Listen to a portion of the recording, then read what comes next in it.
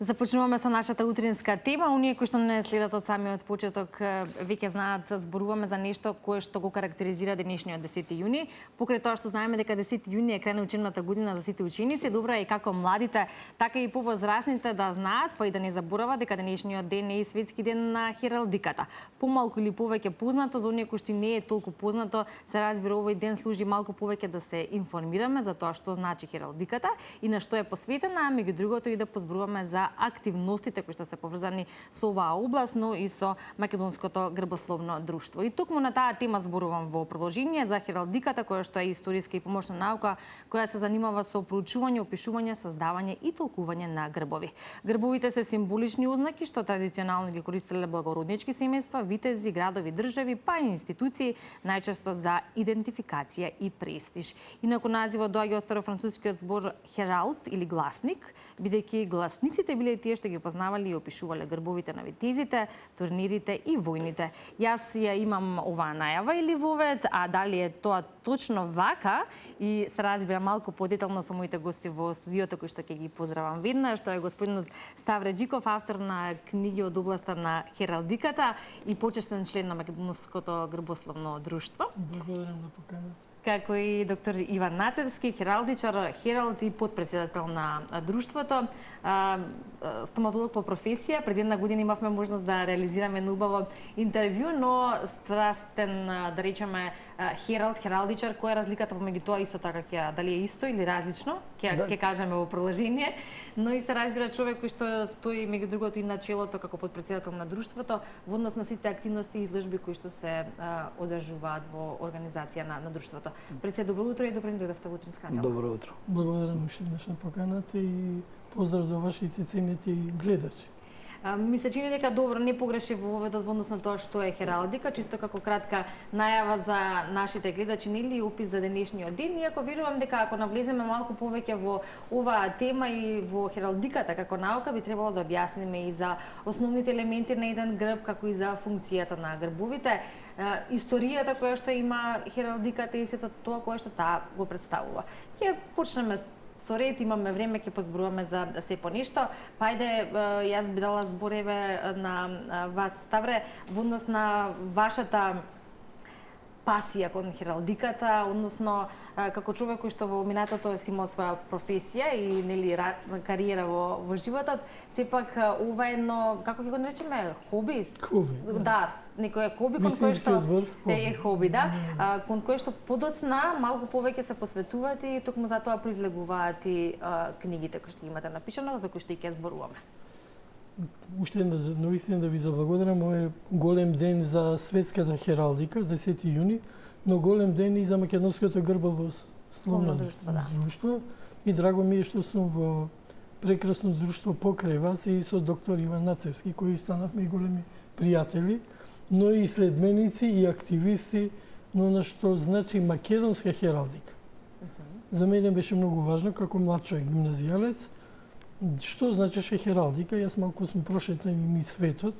Видов дека другите нации, дали италијанска, француска и така натака, германска, било која, си имаат своји грбови, си имаат своји историјати, па барав некој начин како да разберам податливо со документација дали ние Македонија и македонците имаат грбови.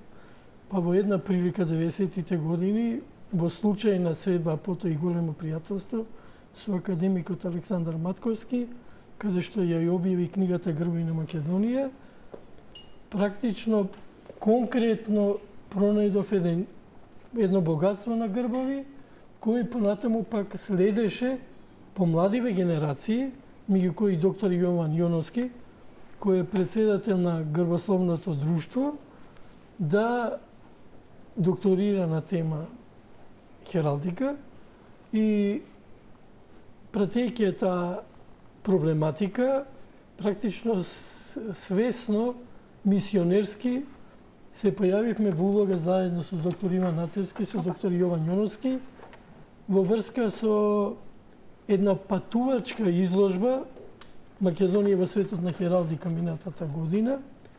Значи, покрај оваа книга што ја представувате, има исто така уште една книга, тоа е доктор Јован Јоновски, Сега ќе покажам и таа. Символите на Македонија. Тоа е втора книга, да речем, иако има извори странски така натака. Но поводот да се појавам со книга од публицистички карактер е оно што го прочитавте во воведот. Гласник или Хералд. Јас таму ја раскажам конкретно македонската историја. Во 3 дела е 3 глави раскажана.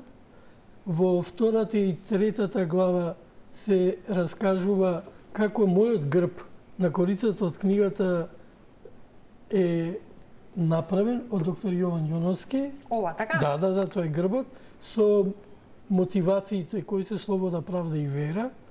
И што значи Македонија и македонскиот грб?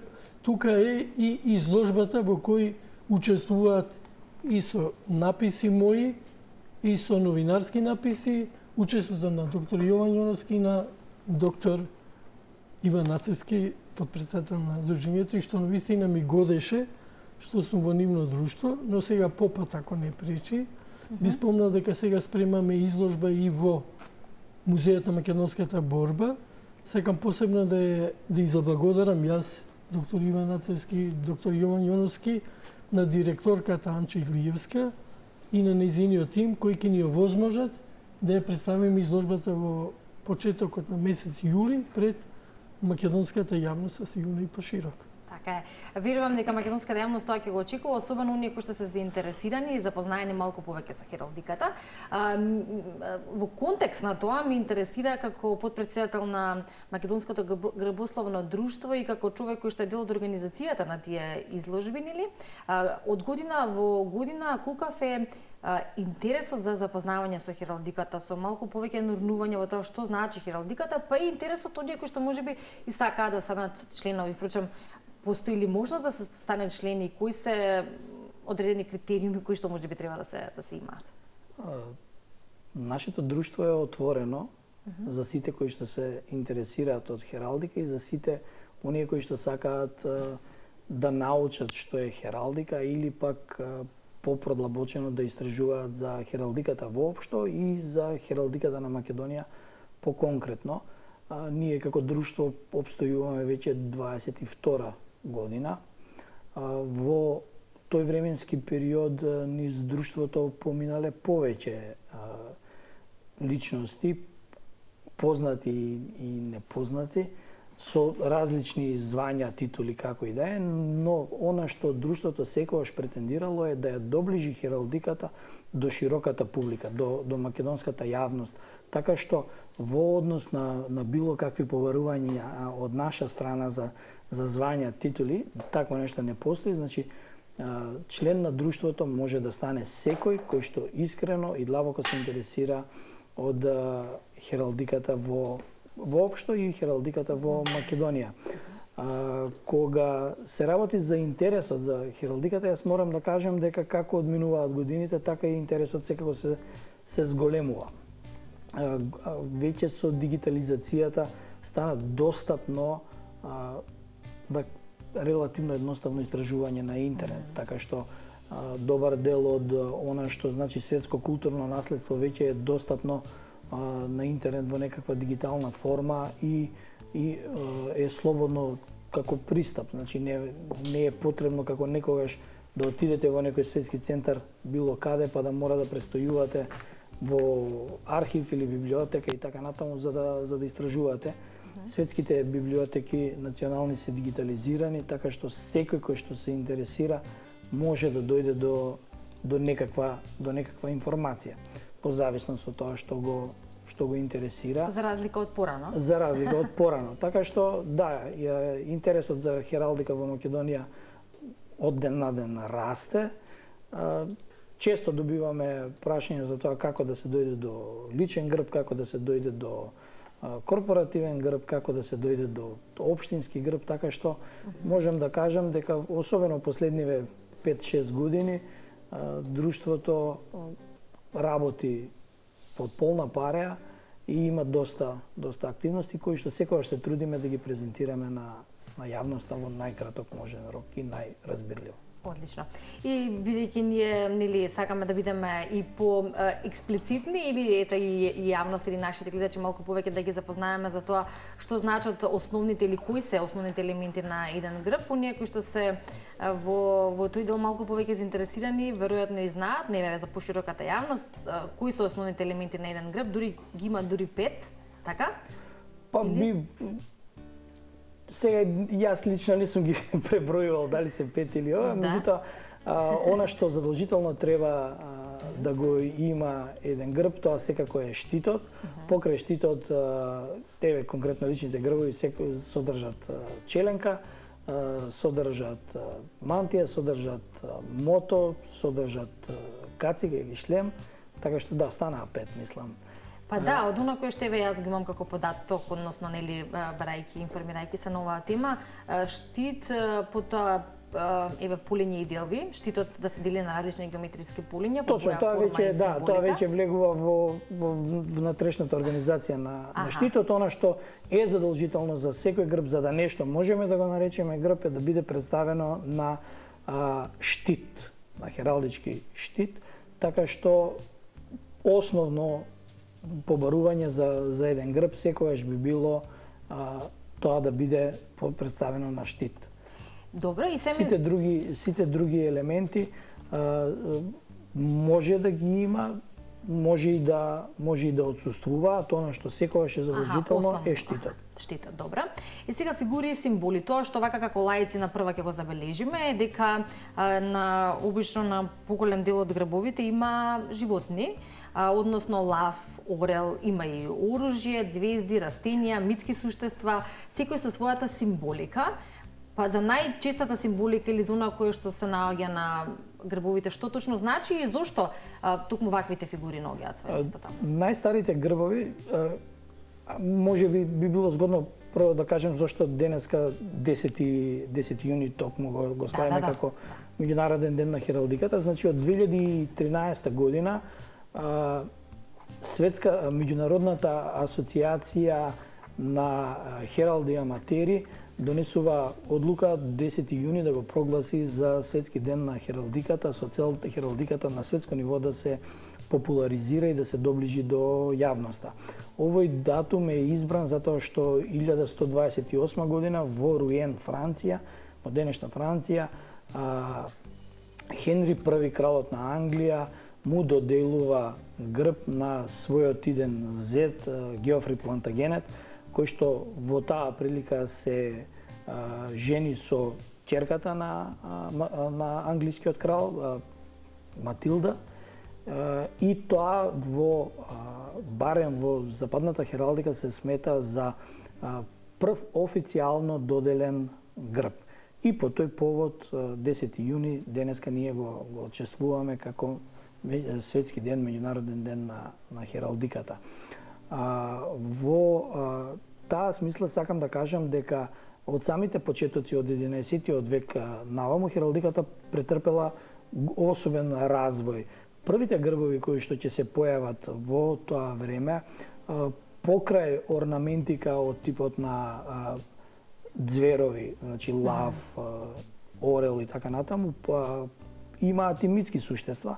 Меѓутоа, најстарата фаза сепак представуваат штитови кои што се поделени на геометриски фигури, било да е расечен штит, било да е пресечен штит, било да е тоа штит на кој што ќе бидат прикажан појас, 1, 2 или повеќе, дури подоцна веќе, можеби век и половина во тој хералдички развој, веќе почнуваат, бидејќи се исцрпуваат можностите за геометриска поделба на штитот и во одредени комбинации од бои, веќе почнуваат, а и како што ќе се одвиваат крстоносните војни во светата земја, од исток кон запад почнува да навлегува влијание за митски суштества и така натаму и други символи во хералдиката кои што понатаму веќе ќе бидат користени како основен символ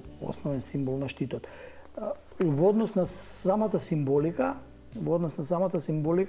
во прво време, значи во најраната фаза на хералдиката, особено значење на символите не се придавало, затоа што се уште не бил, како да кажам, исполнет символошкиот квантум на значења, па можело да не се обрнува внимание на тој аспект, меѓутоа како што се зголемува бројот на грбовите, така веќе било потребно да се додава и конкретно значење зошто на мојот грб има конкретен символ, зошто е конкретната боја, зошто е таа челенка, зошто е таа звезда и така натаму, така што денеска секој грбоносец практично индивидуално, лично одлучува за символиката на неговиот грб. Да, бидејќи функцијата на грбовите е точно за препознавање, символ на почест, потекло, припадност, нели, денеска се користат и градови, држави, институции и семејства, како што рековме, особено во Европа, затоа како во Европа се одбележува денешниот светски ден, ќе ја прашам малку подоцна. Ќе оставиме фокусот да ставиме сега на она кое што вие пред да започнеме со разговорот во етерно го споменавте, а тоа е македонскиот Хералд или списанието кое што излегува 2 пати годишно, ми рековте во Да, тоа е нашиот гласник, да, излегува 2 пати годишно, инаку списанието објавува стручни статии, имаме меѓународен уреднички одбор, така што се трудиме секогаш во пролет и зимо да излезе барем по еден број, така што да, 2 броја годишно.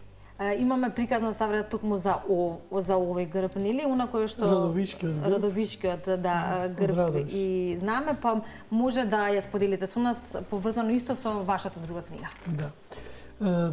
Значи првата изложба што ја направив минатата година е во Радовиш.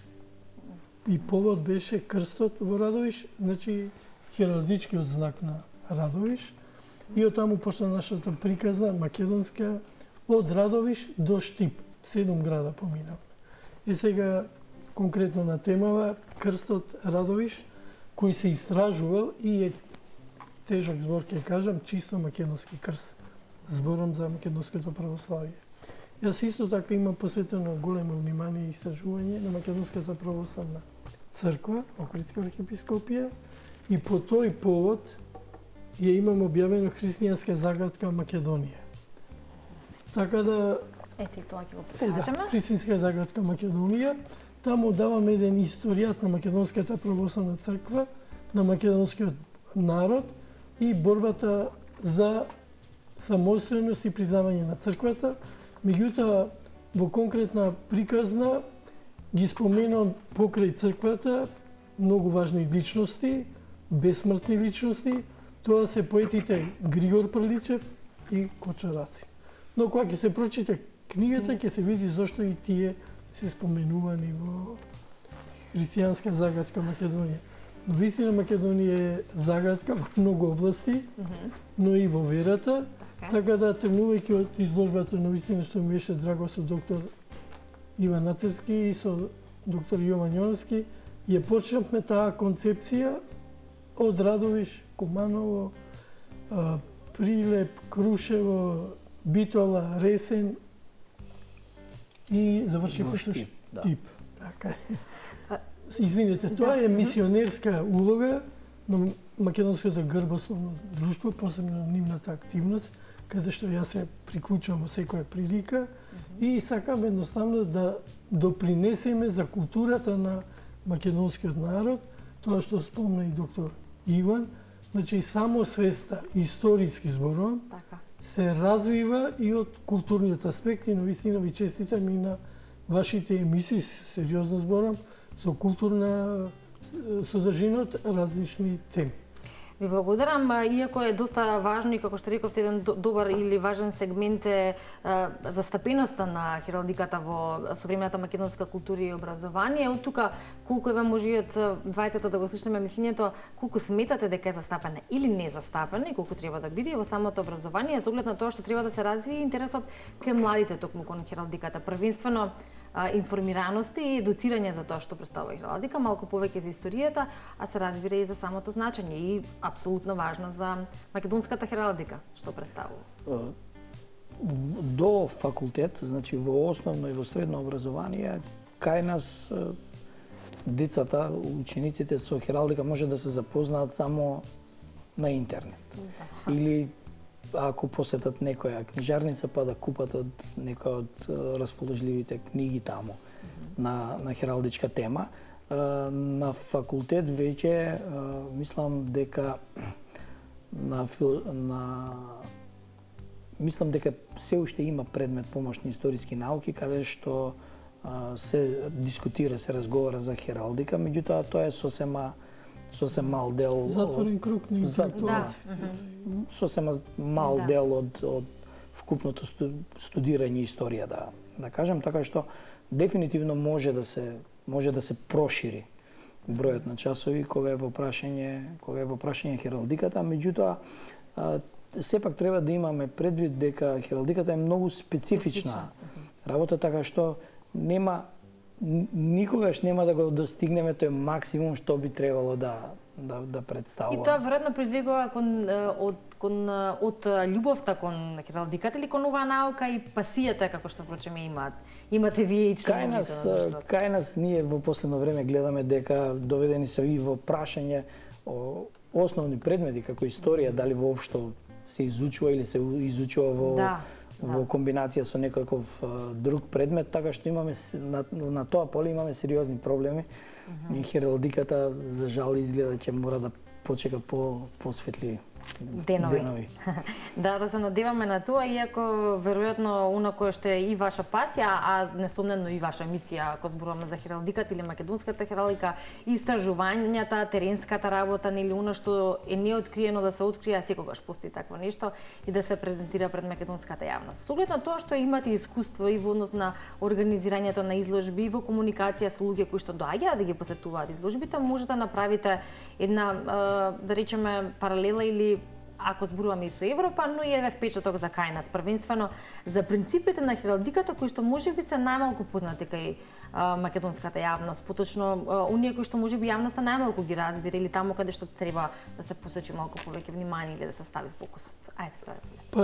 Па ќе кажам, наистина денеска и час одржуваме заедно со вас како водителка, сериозно, бидејќи секој настап медиумски даваме можност да се запозне поширок круг на постари, помлади генерации, бидејќи како што кажа и доктор Иван, значи ова е попатна историска наука, но многу важна.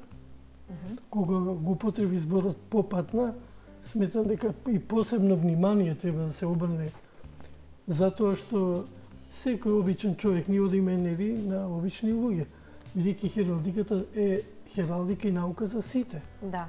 Така да мислам дека и во школите треба Министерството за образование да посвети внимание во смисло на школско образование на темава хералдика. И кај нас морам да кажам, тоа и го потврдам мислењето на доктор Иван, мислам дека полека од минатата година се надевам со настапи, изложби и пред се и од вашата телевизија, тоа сериозен впечаток ми е, полека луѓето разбираат каде што ќе ме сретнат и ќе ми кажат, бе Ставре, ти ова вика го работиш и истражуваш, зашто да не? Сакам да кажам, поширок круг тоа се однесува за целото здружение и ова го правиме со една добра образовна намера, каде што во прашање е и македонскиот идентитет и народ, така што сметаме дека со еден културен изблик и со активности допринесуваме да минатото македонско биде и реалност, како што и денеска разговараме со вас. Така е. Кога споменавте за тоа дека навистина треба хералдиката да биде присутна во образованието, се разбира тука е апсолутно потребна поддршката од институциите, како од државните, така и од културните. Вие соработувате со музеи кога зборуваме за изложбите, но каква е соработката со државните институции, со архивите, со она кое што е всушност составен дел од вашата работа за да може тоа нели непрестано да се тече, односно да функционира? Кога е во прашање нашето научно истражување, морам да кажам дека досега секогаш сме најдувале на поддршка и разбирање. Ние учествуваме секоја година на повеќе стручни настани. Еве оваа година, минатата недела, нашиот претседател Јован Јоновски беше на Хералдички конгрес во Литванија. Во август, кон крајот на август месец, ќе учествуваме на друг Хералдички конгрес двајцата во Романија. Во меѓувреме, скоро секоја година гледаме да учествуваме и на домашните конгреси организирани од заводи и музеи. Така што можам да кажам дека од тој аспект сите се многу заинтересирани, барем стручната фела, кога е во прашање хералдиката и не само што не поддржуваат, дури и сугерираат од извори што ги знаат, што ги виделе, што разбрале дека може би има простор да се продлабочи нешто со конкретно хералдичко истражување. Така што од тој аспект ние сме задоволни и се надевам дека таа соработка ќе продолжи. Кога е во прашање државата како институција, морам да кажам дека ние соработка најчесто имаме со општините, на добар дел, мислам сега не ме држите за збор, меѓутоа 8-10 општини веќе колку имаат таму хералдички грбови во кои што Македонското грбословно друштво учествувало во нивното донесување на еден или на друг начин. И тоа е најголемиот дел од нашата работа со нешто што се вика државна институција, државна организација. Секогаш кога има дискусија за државниот грб, Македонското грбословно друштво природно учествува во тие дебати, меѓутоа досега само во 2014 година бевме повикани да дадеме свој предлог за хералдички грб на државата. Од тогаш наваму никој немал интерес да дискутира со нас конкретно повеќе од една деценија. Да. Добро, веројатно добро дојдено би било прашањето кога зборуваме за законската и административна регулација на грбовите во Македонија, за тоа и како стојат исто, каква е состојбата, како стојат работите? Тука има што да посакаме. Кај нас општините имаат право да носат, да имаат свој грб и свое знаме. Тоа е регулирано со Законот за локална самоуправа и Законот за територијална организација на државата, како конкретно да се вика законот.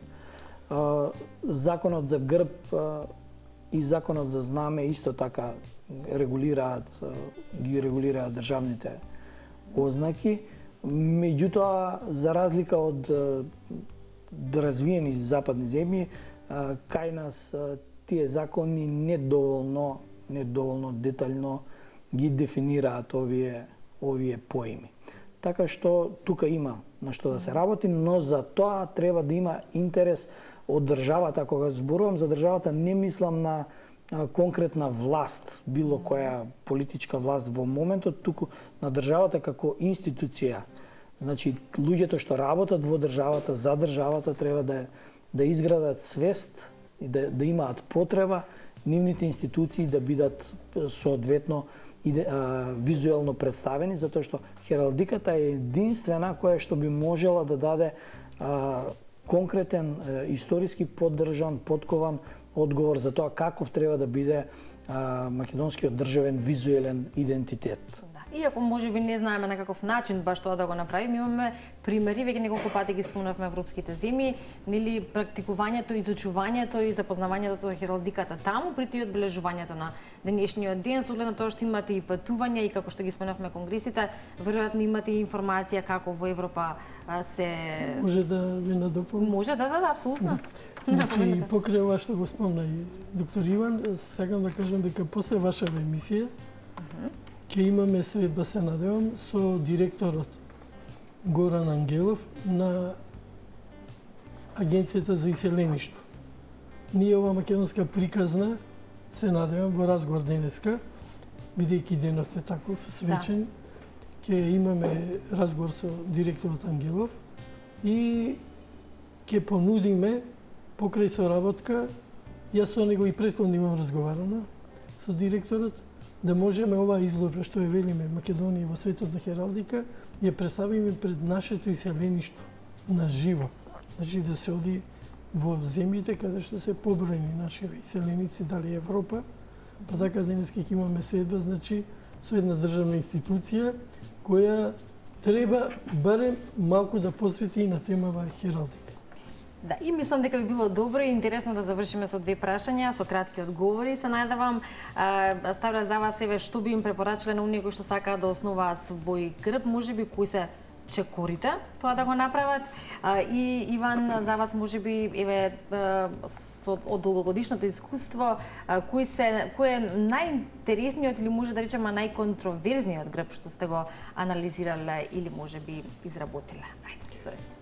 Сосема накратко, тука е Македонското грбословно друштво, тие се специализирани, си ја знаат постапката. Мојот грб се работеше 2 години.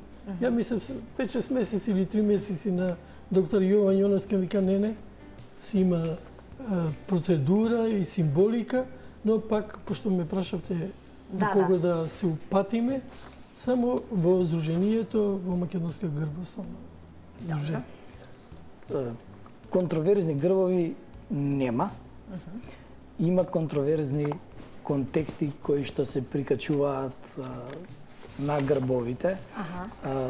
Така што во тој аспект не можам да кажам дека сме сретнале нешто што е контроверзно, меѓутоа сме сретнале грбови кои што се интригантни, така да кажем, кои што се особено интересни и кои што фрлаат светлина врз некои работи кои што одредени истражувачи своевремено ги предпоставиле, ги запишале, а ние сега гледаме дека значи независно едни од други, да кажем извори од средниот век потврдуваат одредени становишта на одредени македонски истражувачи денес.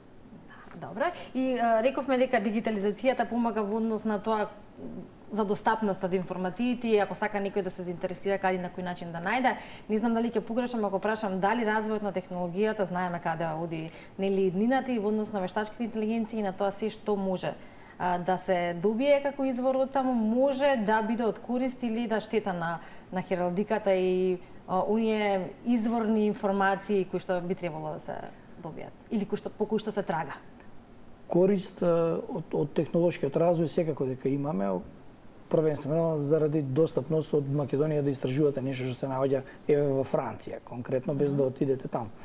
Така што корист има секако, меѓутоа сосема коректно напомнавте дека можеби ќе биде и доста полесно да се злоупотребуваат одредени информации, затоа што во денеска, особено на социјалните мрежи, со сечено лепено, лесно може било кој да ја изврти приказната да се злоупотреби во своја корист, за своја цел.